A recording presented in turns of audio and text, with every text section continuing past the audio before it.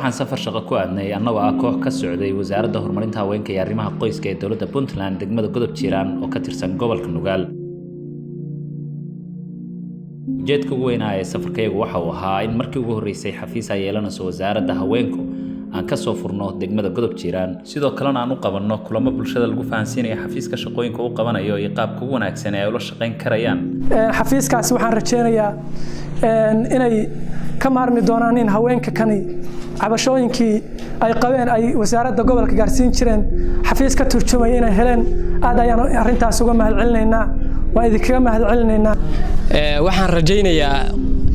ladan inaysan maanta ay degmada Godob Jiiraan aysan ugu horeyn inay assessment iyadoo u socota degmada ay soo booqatay iyadoo u korgalaysa arrimaha qoyska ayagoo dhagax dhigay ama fiiriyay xafiiskii haweenka waaga hore ee dawladda Maxamed Siyaad Barre run ahaantii waa xafiis la oran karo inuu ka turjumayo degmada inay horumar ku talaabsanayso wasaaradda haweenkuna ay aad iyo aad ay culayska u saartay. waxaan rabaa inaan mahad celiyo Ilaahay baa mahad iskale wasaaradda haweenka oo maanta xafiiska ka fadhiya degmada nagala joogto lada nagala joogto xafiiska anigu ka dawlad hoose ahaan anagoo maamul ahaan dhamaanteed aad ugu farxsan haddana aniga dawlad hoose ahaan waxaan moodaa ciidan iga maqnaa inuu yimid gurmad iga maqnaa inuu soo gaaray baan moodaa waana leeyahayba sababtoo ah awal marka xafiiskaas maqnaa waxaa la oran jiray war dawladda hoose haddii xafiis u joogo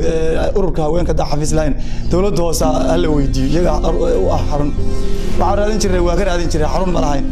lug baan ku doonin jiray hadda laakiin maanta waxa fudud message-kooda meeshii la dhigayo tartiib ah u helaysay waxyaabaha faraha badan oo dhalaanka iyo hooyooyinka iyo dawladda hoose aad ugu nugusha aad uga shaqeyso bay nagala shaqeynayaan taas aad iyo aad baan ugu faraxsanahay waana soo dhaweynayaa runtiina qodobka koowaad qofka koowaad oo la shaqeynaya ama laanta koowaad oo la shaqeynaya aad u la shaqeynaysaa waxaan aaminsanahay in dawladda hoose tahay.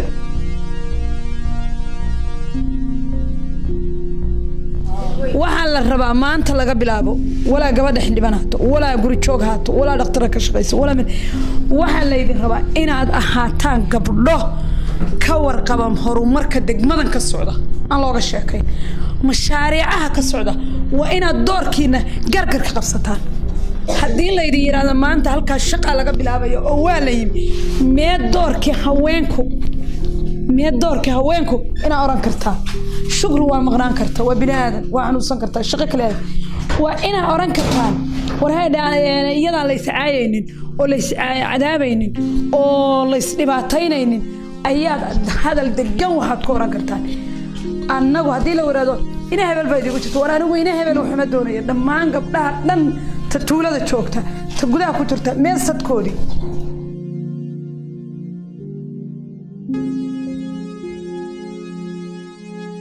inaan isqabsi dhicin inaan wixiina gabadhnimo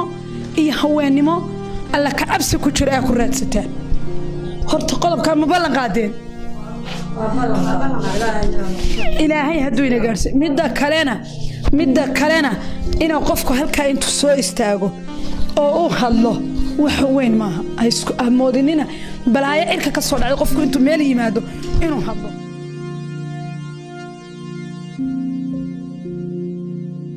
maantana hadda waxa weeye waa maanta ay dhasheen oo laga walqalayo qofku markuu dhashay laga walqalayo Soomaa hadda inta ka horeysay hooyada aabahood hoos ahaan baa looga walqala laakiin maanta ito baa waxa la idinkaga walqalay sidii la idinka aad hore ugu mari lahaydeen oo wax la soo bixi lahaydeen oo wax u raadsan lahaydeen baa la idinkaga walqala gabdhaha inoo soo raadiyay wasiiradda Maryan madaxeeda Allah raadsho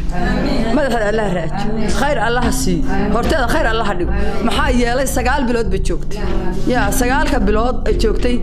markii anigu aan xaga garow ugu tagay 4 ba markaa furaa 4 xafiis bay markaa fudha inta ka dambeysay in badan baa lagu soo dara waxa way maantana heer fiican intay qabatay intay joogtay qof wasaa wax u qabtay annaga nama soo marin waxaan doonaynaa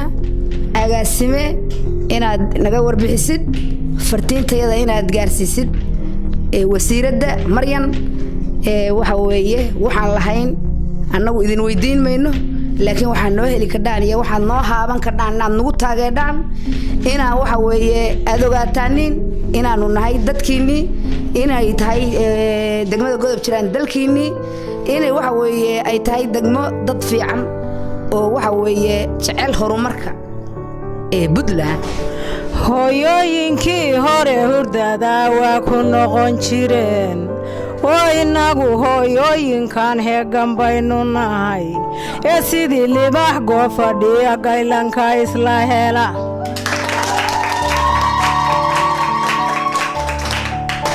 xaqir inuu jiray gabdhuhu waa xarbiyi jireen xaqoodii oo dhan waatay xaraashayeen xawo lagu aasay maantii xisbiga la furay inana waa inaan xusuusteedii yeelannaa cadowga celinayo cududeennu wada jidha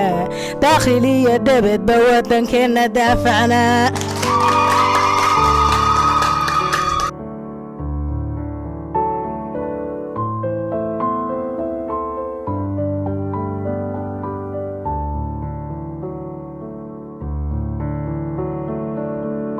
waxaanu booqannay xarunta MCH-ka iyo hooyada iyo dhallaanka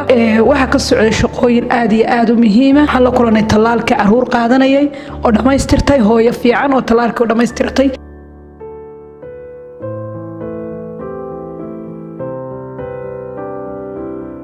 waxaan salaamayaa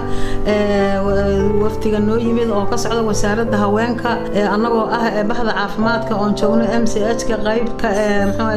EBI-da aan ku jirno oo tallaalka annagoo wadna oo gacanta aan ku haya ay noo yimaadeen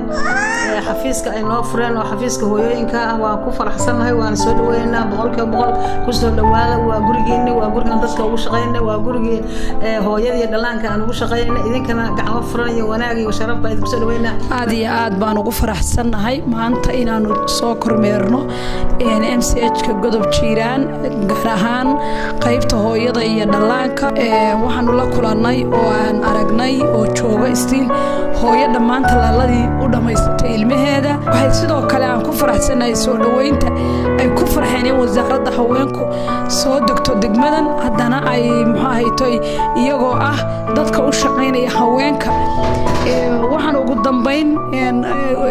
ku gabagabaynayaa inaad hawsha aad halka haweenka iyo carruurta uga haysaan aad ka sii laba jibaartaan